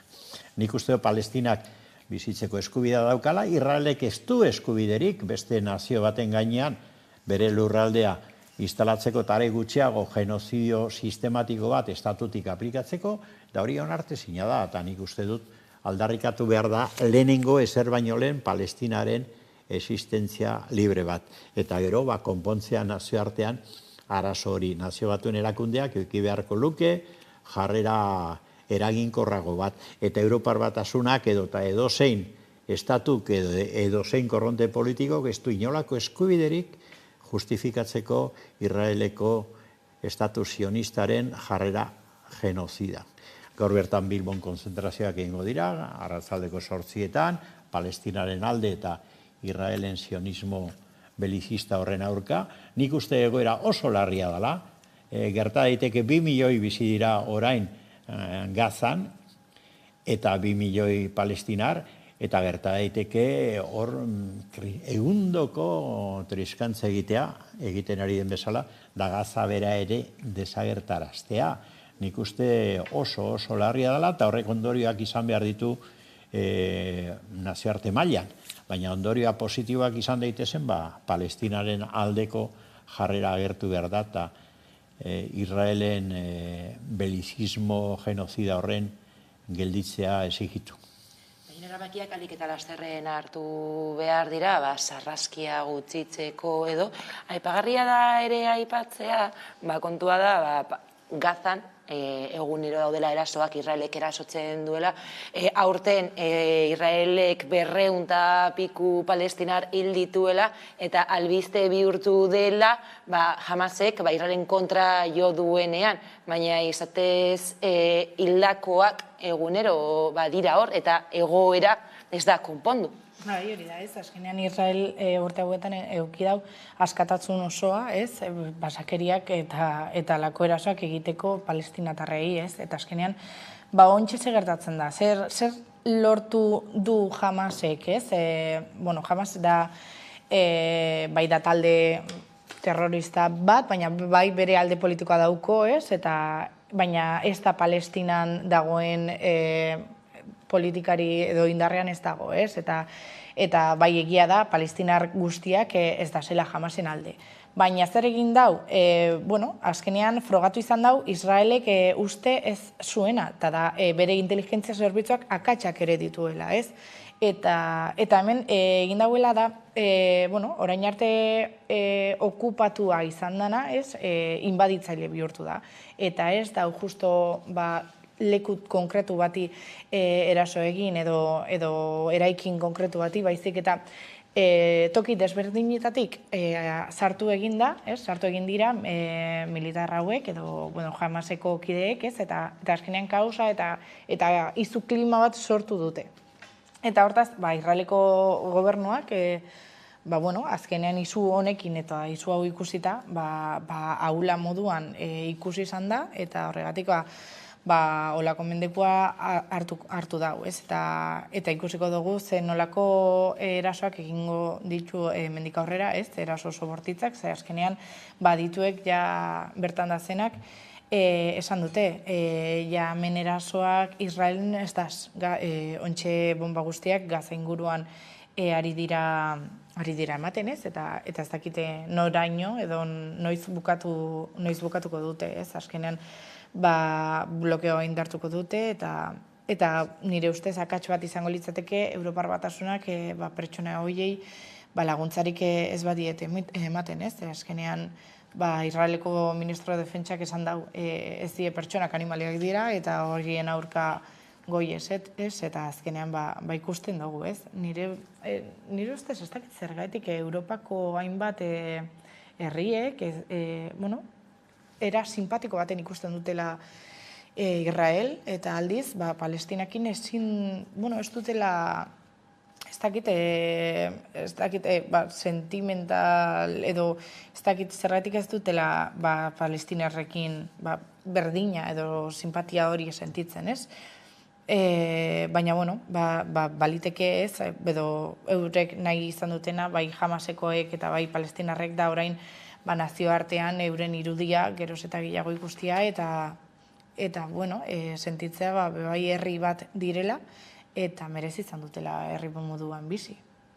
Bai, orain Maialenek nik uste aipatu duela gai bat oso sentibera eta oso interesgarria. Galdera moduan planteatu duzu, ez dakit zergatik Europarrek halako simpatiaz ikusten duten Israel. Hor dago konpleju bat. Eta konpleju hori dago justu Israeleko estatu modernoaren sorreran. Konpleju hori da Bigarren Mundu Gerran gertatuaren ondorioa. Hau da, Bigarren Mundu Gerran nazismoak egundoko genozidioa egin zuen juduekin. Horrela da. Eta genozidio horren kulpa kolektiboa Alemaniak barneratu zuen, noski, hori Alemaniaren politika guztia markatu du, Bigarren Mundu Gerratik ona, hori hola da, eta gaur egun ere alemanak sentitzen dute konpleju ikaragarri hori, beraiek ez baziren izan ere zuzenean hori egin zuenak. Baina Europa osoak ere bai, zergatik? Europar batasuneko gaur eguneko estatu askok, zer esanik ez frankismoa, nazien laguna agertu zen, Italia ere bai, eta beste batzu, Britania Handia edota Frantzia, ez ziren behar beste oposatu batez ere hasieran nazismoari. Orduan, konplejo horren markatu du Europar batasunaren da munduaren da nazio batuen erakundearen politika Israelekiko. Ez da kasualitatea, Bigarren Mundu Gerra amaituta 2 urtetara bakarrik, nazio batuen erakundeak onartu zuen Palestinaren partizioa. Baina partizio hartan, esan behar da, eta hemen mapan oso argi ikusten da, 1947 ikusten duzue, partizio hartan, egia izan da ere Palestina osoaren 60% Israelgo estatu sortu berriari eman zitzaiola, baina Palestina oraindik orain iruzatitan banatua, baina komunikatua agertzen zen euren artean. Ze gertatzen da geroztik? Israeleko estatu sionista horrek, lehen aldiz izan zen David Ben-Gurion, sionista konbentzitua, erabaki zuen gerota lur gehiago kentzea. Eta 77an beste akordio bat egin zen, eta lortu zen finkatzea, gelditzen ziren lur apurrak, pentsa.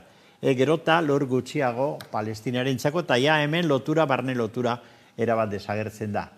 Eta 2 gune gelditzen dira Gazakoa, orain erosotua, eta bestea, orain aginte nazional palestinarrak, hau da OLP-tik sortutako mugimendu politikoa kontrolatzen duena, ezta? Baina horren bilakaera ere azken urtetan ikusten dugu zein den. Eta orain geldi daiteken bakarra da Gaza bera desagerraraztea, hau da, genozidio absoluto baten aurrean gaude. Eta justifikaziorik badauka Israelen aldeko politikak da konplejo horretatik sortua. Egia da, juduek mundu guztian sofritu zuen, ikaragarri sofritu duen herri bada, egia da nazien politikak eliminazioa bilatu zuela, baina egia da baita ere, une honetan, Israeleko estatu sionistak antzeko genozidio bat ari dela bultzatzen Palestinarren kontra. Ordan hori kontutan hartu behar da. Gaur egun ezin da defendatu Israel estatu demokratiko bezala zeren ez da estatu demokratiko bat. Eta gutxienez eskatu behar dena da Palestinaren lurraldeak bere horretara itzuli eta Palestinaren existentzia bakean ezinbesteko baldintza bezala edozein akordio egiteko. Nik uste dut hori dala politika zuzena, eta ni lotzatu egiten naiz, Europar batasuna edozein herrialde eta edozein indar politiko, Israeleko politika horren alde agertu eta palestinarrak guztiak terrorista bezala tratatzen ditunean.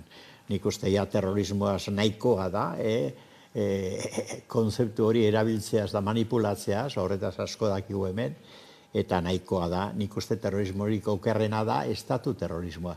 Da, Israel ari da hori aplikatzen gauzak argi esan behar dira.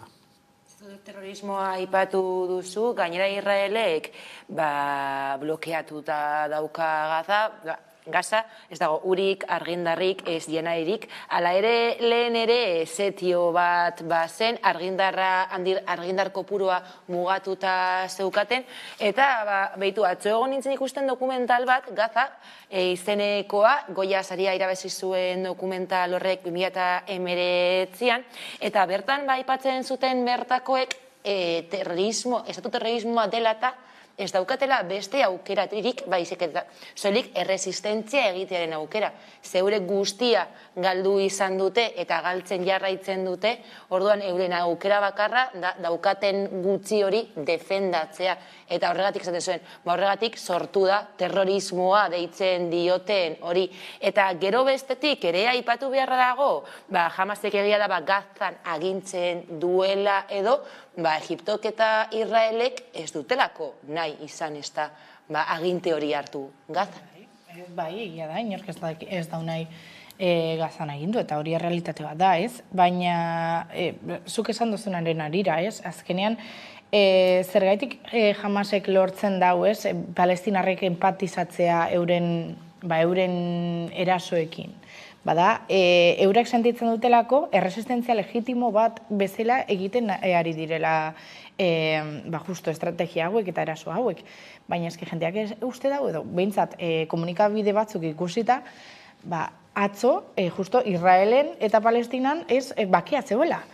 Baina zenbat eta zenbat urte eta hamarkada ari dira olako erasoak jasatzen edo pairatzen, ez? Eta, normala da, Israeleko kideek edo bertakoek ez ustea, gu hemen bakea geneukan eta jazta, baina eske hori ez da egia, ez? Eta gero badaz beste komunikabide batzuk, non hau aztertzen dute gatazka politiko bat moduan, eta ez da holan, ez da bi potentziaen gatazka bat okupatu dauela beste herri bat, ez? Eta militarki eta ezin da konparau, ezin biak konparau.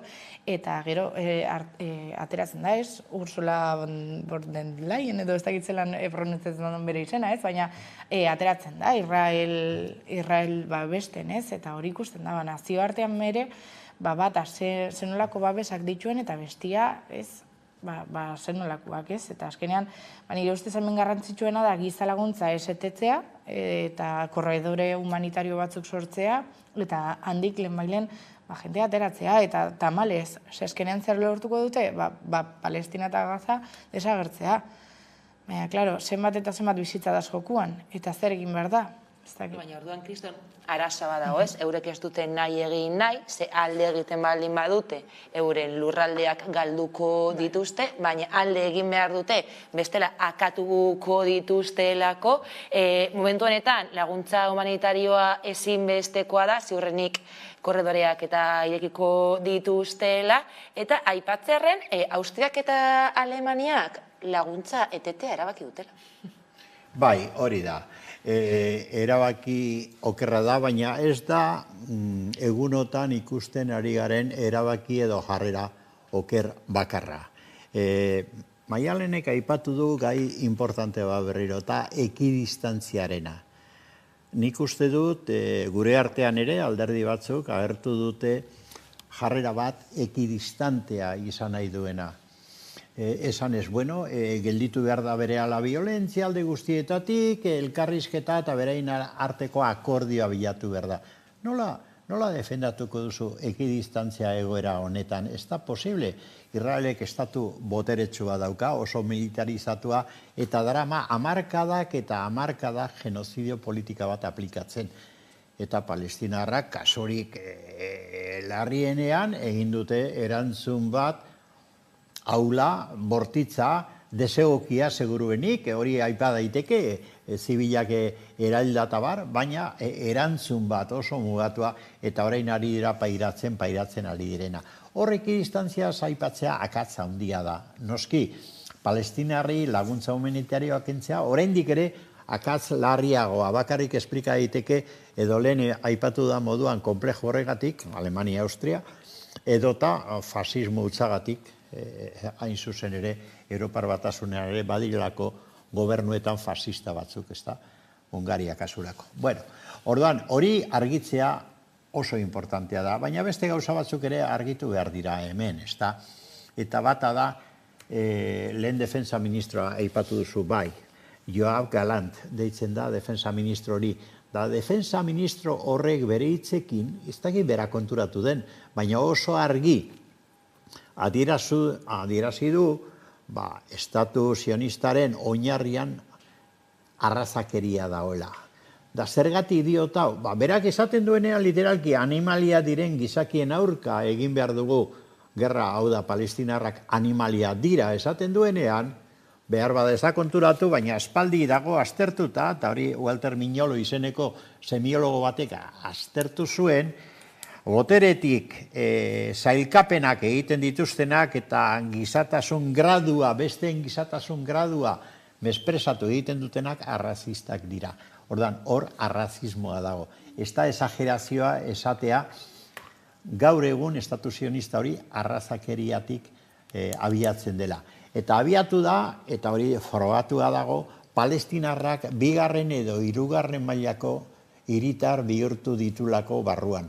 Hau da, eman dezagun kasua, suediar bat, esaten du momentu batean, adibide bat emateagatik, ni judua egin naiz, eta nahi dut Israelen bizi, onartu egiten dute, eta propietateak eman, laguntzak eman, da bar. Aldi berean, palestinarri, hor beti bizi izan direnei kendu egiten zaizkie propietateak. Begira, badago adibide bat nik uste oso esanguratsua, Noam Chomsky.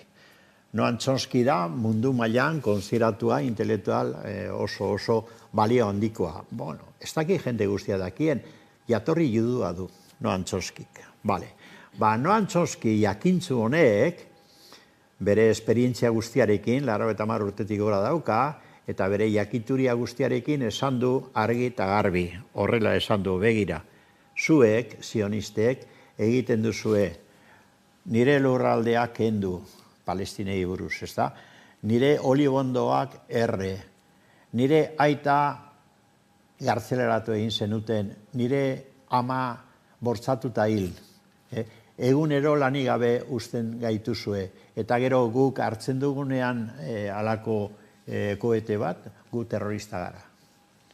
Hori da esplikazio argia. Urteetan da urteetan, Palestinar estatua egonda, estatu ere ez da, ze Nazio Batuen erakundeak ere bakarrik estatu asoziatu bezala onartzen dute, baina egonda estatu indartzu militarista baten menpe. Eta estatu horrek lurra bakarrik ez, eskubide guztiak ere kendu dizkiete.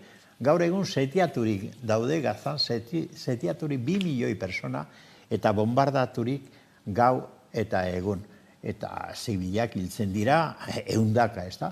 Hori da egoera benetan larria da. Nik uste hain da larria ze nazioarte mailan arazo handi bat daukagula. Ia ez da Ukrainako gerra. Orain da beste gerra hau. Nazioarte mailan gaur egun ez daukagu nazioarteko erakunderik halako gerra geldiarazi eta soluzio demokratiko bat emateko gauza denik. Eta hori oso larria da. Oso larria ze Israel edo eta estatu batuak edo beste estatu imperialista batzuren mende gaudenean, gero eta gerra gehiago agertzen da eta ez dago soluziorik horrela. Arrazakeria aipatu duzu, Carmelo, eta arrazakeriarekin lotuta, Ukrainarekin gertatu zena eta orain gertatzen dena guztiz ezberdina da, Europar Batasunaren jokabidea edo jarri zuen indarra guztiz ezberdina, arrazakeriare deitu aldiogo horri ez?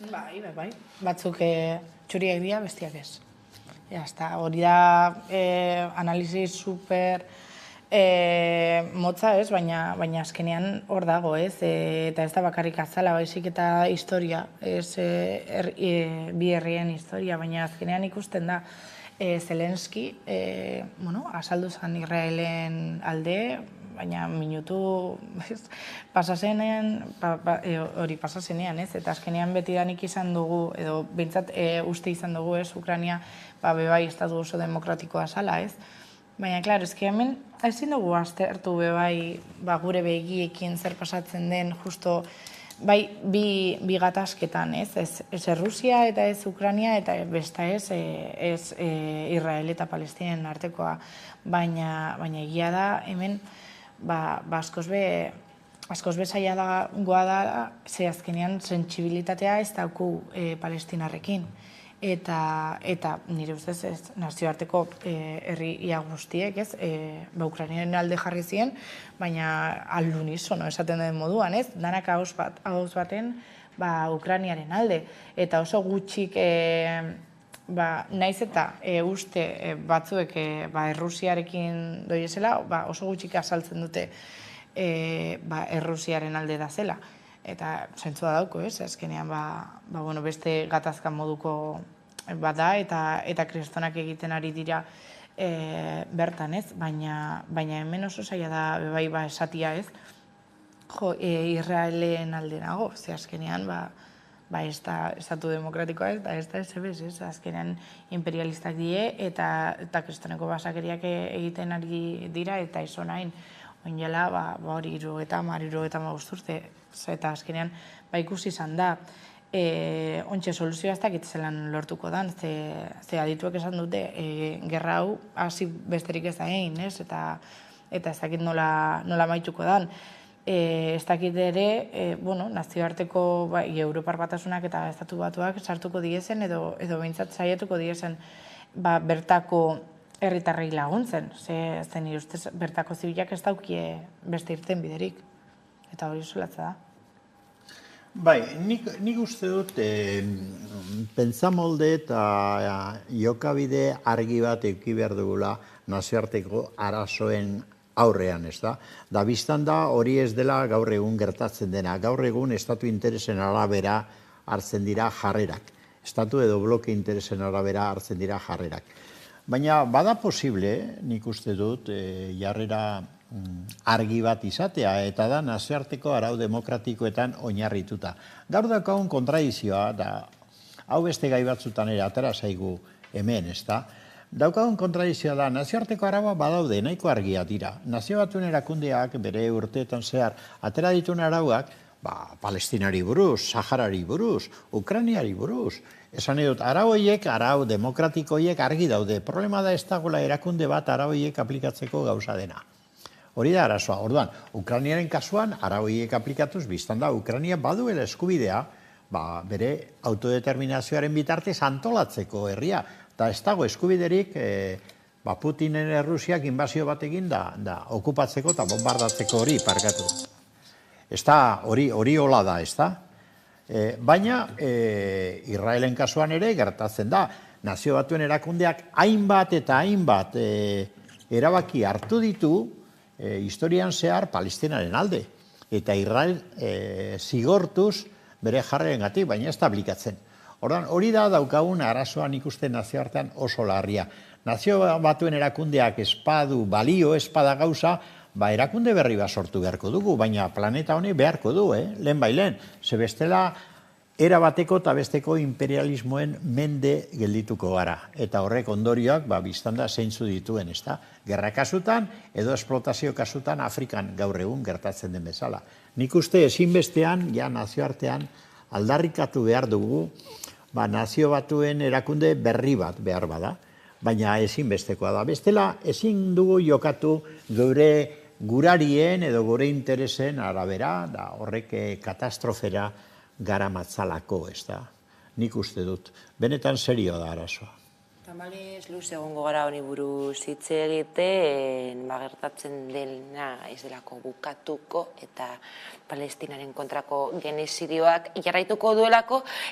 Investiduraren bueltako helduko diogu orain, izan ere, atzoko egunean Sánchez eta Feijóo bildu ziren, eta tartean Feijóok bigarren hauteskunde batzuetarako deia edo zabaldu zuen, urtarrilerako, no ikusten duzue zuek giroa? Ardi dagoena da, PPk eta PSOEren arteko ez da gitzelan esan, erlazioa, ez tala inoiz konponduko, eta saiatu ziren, Pablo Casado joan zenian, eta Feijóo izendatu zutenean, saiatu zuten, erlazio moderatuago bat sortzen, baina ez, eta azkenean, Feijóok esan dutza Pedro Sánchezi, bi manifestazio jarri dauela, bai Espainia eta bai Pedro Sánchezen aurka, eta ontxe dauko Urriak 12, eta saiatuko da berdina egiten, orain txarra da erregea ere, hasi die, eskumako hainbatek esan erregea Felipe Higarrena ez dala espainola, hortaz. Feijóo nahi dauena da, bai boterean egon, eta ez da ulortu, eta nire ustez ez da ulortuko, eta Pedro Sánchezek, geroz eta gehiago lortzen ari da babesa, eta ikusiko dugu, baina badakite, ezerren truke ez dutela emango euren babesa, hortaz, ez dakit zer Kataluniako alderdiek ez dakit zerekin konformatuko dira, ze amnistia bat ematea orain, ez dakit, baina hemendik 2 urtera edo saiatuko dela horren truke euren babesa lortzen, baina ikusiko dugu. Bai, kasu honetan ere nik uste dut, saiatu behar dugula aztertzen, hor fondoan parkatu korronte, edo zein dar dagoen, eta ez badugu ikusten sakean bezala. Ez badiozu begiratzen tablero osoari ezin duzu jokaldi bat edo bestea ulertu. Ze gertatzen ari da? Batetik ditugu PSOE eta Sumar. Hoiek izango lirateke balizko gobernu progresista baren ardatzak. Arazo handia dituzte, berein artean. Sumarrek zer esanik ez, baina PSOEk ere bai. Eta barruan ere bai. Gero bestetik daukagu PP eta Vox. Horiek zer dakarten ikusten dugu. Baina horiek, tamalez, hola esan behar da, horiek biltzen ari dira Espainia eternoaren esentzia esango nuke. Eta kontuz, une honetan ari dira goraka egiten inkestak egin dira, aste honetan, eta PPren goraka da eta Voxen mantentzea dakar. Horregatik, Feijóok deitu du berriro hauteskundetara. Gero daukagu Katalunia. Da Katalunian dauzkagu Junts, RC eta CUP. Eta ez, hain zuzen ere, estrategia bateratu batean. Eta Euskal Herrian dauzkagu EAJ eta EH Bildu, eta ez da ere estrategia bateratuan. Orduan, hori da egoera, ez da? Claro, nola deslotu daiteke arazoa, nola eman dakioke honi perspektiba bat baikorra, nik esango dizut. Eman daiteke PSOEk nagusiki eta bere aliatu Sumarrek eta bereekin batera balizko aliatuek hartuko balute akordio bat oinarrian nazioen aitorpena dakarrena. Hau da, PSOE egongo da inoiz, Sánchezen PSOE eta Sumar, egongo dira inoiz Katalunia, Euskal Herria eta Galizia nazioak direla aitortzeko pres. Hori izango litzateke ate bat. Amnistiak ez du ezer konpontzen. Amnistia da ate bat zabaltzen dena, baina fondoan bestea dago. Ez badaude ados, ze gertatuko da PP eta Vox indartu egingo direla. Eta, beraz, urrengo gobernu bat ez dakit noiz, PP eta Voxena izango dela, horre dakarren guztiarekin, oso kaltegarria. Eta gero, Katalunian da Euskal Herrian, niri interesatzen zai bereziki Euskal Herria, egongo gara inoiz, egoera batean non EAJ eta EH Bildu bere desberdintasun ideologiko-politiko guztiak kontuan izan da ere nazio mailako estrategia bateratu bat oinarrizko elementuetan egiteko gauza izango direnla, nik uste hor daudela interrogazio biak, bai Espainian eta bai Ego Euskal Herrian. Horri begiratu behar zaio, ni neu enaiz bat ere baikorra PSOEren kasuan. Ez dakit gobernurik egitea lortuko duten oraingoan eta zer adosteko pres dauden. Baina nik benetan diotzuet, nik uste dut amnistia ez dela soluzioa bere horretan bakarrik. Adostu behar dute noizbait aitortzea Katalunia, Euskal Herria, Galizia nazioa garela eta horri eman behar zaiola soluzio estrategiko bat. Izan autonomia mailan, izan independentzia mailan. Ni neuk uste dut independentzia mailan izan beharko dela autodeterminazioa praktikatuz. Baina hor dago Benetako marra horria hortxe dago, da guk behintzat, interes politiko konkretuak ez ditugunak, hori aztertu beharko genuke eta saldu. Horretarako egiten ditugu alako programak. Hor dago benetako marra gorria. Katalunia, naizta Espainiak ukatu behin da berriro nazio bada, eta zapaldua dago, eta Euskal Herria berdin, eta horre behar du soluzio estrategiko bat. Palestina behar duen bezala, berdin. Eta zuzun ikusten duzu egoera, uste duzu Sánchezen investidurak aurrera egingo duela, zalantzak badituzu? Nik uste dut baietz, aurrera egingo dauela, eta ez dagoelako beste alternatibarik, eta bera badaki.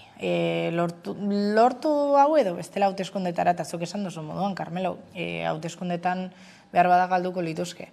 Hortaz, ez da unai horra fatea. Ez dakiten noraino, helduko diesen, Kataluniakin batez be, negoziazioak. Ze azkenean gaur bilduko da EAJ-rekin, eta EH Bildurekin behar bada bai gaur edo bihar, aste honetan izango da, eta euren babesa lortuko dau.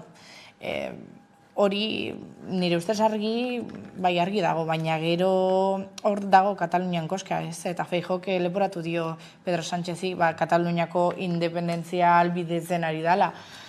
Ez dakit hori esatia geixegi dan ala ez, baina azkenean euren botoak eta euren babesa lortzeko zertxo bait egin behar dau, ez? Eta azkenean hor dago nire ustez esaten den moduan, ez? Belota bere teiatuan dago eta Pedro Sánchez jakingo dau noraino iritsiko dan, baina uste dut baietz lortuko dagoela azkenengo babesak. Bueno, aldiz, nik diferente pentsatzen dut hor, nik bai uste dut dagoela beste alternatibarik, badago. Lizarra Garazi hemen beste alternatiba bat izan zen, bidea zabaldu zuen, gero moztu egin zen modu desegokian, baina alternatiba zen. Prozesa Katalunian izan zen alternatiba bat, moztu zen bezala. Estatu Espainiarrean PP eta PSOE ados jarrita, bide batez, errepresioa aplikatuz, da orain Sánchezeko hori nahi du zuzendu, baina ikusiko noraino, baina beste alternatiba badago, eta alternatiba horren muina da aitortzea nazioak garela. Eta hortik ondorio batzu datoz. Orduan, nik uste badagola beste alternatibarik. Horregatik, lortuko du PSOEk eta Sumarrek lortuko dute akordioa eta gobernu osatzea? Nik ez dakit. Nik ez dut seguru ikusten bestea beste, ikusten dudalako egon daitekela beste alternatiba bat. Eta gainera PSOE Sumar modu egokian espada gobernu osatzeak ez dakar ezer. Ze laster batean gobernu hori dantzan. Hasiko litzateke eta PP Vox gobernu bat osa daiteke baldintza hauetan edo zein momentutan. Beraz, hori ere ez da alternatiba. Nik uste dut, benetako alternatiba lantzeko gehiago begiratu behar dugu bere garaian Lizarra Garazi izan zen horretara, ez da, nire usterako. Zer ere, argi dago Sánchezen investidura, lurraldetasuna eta autodeterminazioa erdigunean egongo direla, eta, badaude, ez da? Baina, zuk esaten duzu ez, eta ipatzen duzu nazio artea, edo nazio moduan aitortzea, baina eski PSOEk ez dago hori bihar. Nik ez dut uste hori egingo dagoen. Gaur entzun nintzen dugu Anduezari, esan ez, hezkuntzaregiari buruz hitz egin dau, eta esan dau, hizkuntza ez da lain garrantzitsua. Hortaz, eta hemen bizi da, eta euskaraz hitz egiten dau. Hortaz, nire ustez ez dugu, mirari bat ezin dugu, espero, ez? Hauek ditugun agintariak eta ez dute esaten baikorra ez nazen etorkizuna petxaten dudanian, ez? Baina justo hemen karta hauekin, ez dakit, Carmelo behiratzen dago, baina ez nago, ez dakit, ez dut uste, ez PSOEk ez naziorik ez aitortuko duenik. Debate hona da, eztabaida hona da gai interesgarria da, ezin dugu seguruenez orain askori garatu, baina zu diozu, Anduezak esan du euskara ez da hain garrantzitsua. Da nik esaten dizu, nire ustez Andueza ez da hain garrantzitsua. Eta Andueza garrantzitsu egiten badute da bakarrik motibo bategatik. EAJak babestu egiten duelako. Eta EAJak atzera pausuak ematen ditulako, ikusi hezkuntza legea, Andueza mesedetzeko. Hau da, EAJ nahiago duelako momentu honetan aliantzak PSOErekin egin, Anduezarekin, Bildurekin baino adibidez. Orduan, alternatiba badago, beste aliantza batzuk, beste azterketa bat, eta beste bide bat, nazioekin bat datorrena. Bide horrek eraman dezake autonomiara, eraman dezake, Katalunian saiatu ziren, baina Espainia berak moztu zuen, zepilatu egin zuen autonomia, edo eraman dezake independentziara, klaro, hor dago arazoa. PSOE prest dago asumitzeko autodeterminazioa, bere garaian, hau nik esango dizut urtetxo batzu baditut, eta esperientzia daukat, nik joan nintzen pankarta batean, PSOEko buruzagien ondoan, beste txiki benegaz, autodeterminazio eskatuz. Orduan gauzak, klaro, ez da ametsetan egitea, gauzak diferente izan daitezke, jarrera diferenteak hartzen badituzu. Nik neuk Andueza hartzen badut lagun printzipaltzat, badakit zer daukadan, Anduezarentzat euskara ez da importantea. Baina nik neuk beste alientza batzuk egiten baditut, akaso Anduezak ez dauka horren beste garrantzirik. Ezta? Bueno, gaurkoarekin ja bukatu barko dugu. Eskerrik asko beste behin ere, gurekin izutagatik Maialen Ferreira eta Carmen Landa, eta hurrengo arte. Eskerrik asko. Eta orain tarte bat, eta jarraian itzuliko gara eguneko albiste nagusiekin Karolina Suárez lankideak gidetuta. Orain arte. Kaixo Hamaika Telebistako ikusleok, nahi nizuko aurkeztu Hala ere kantuaren bideoklipa. Hala ere kantua dago eskainita Aitamari itsasontzeri eta izpide du egunero Mediterraneo aldortan gertatzen den tragedia hori, migranteekin gertatzen den tragedia humanitario hori. Nire ustez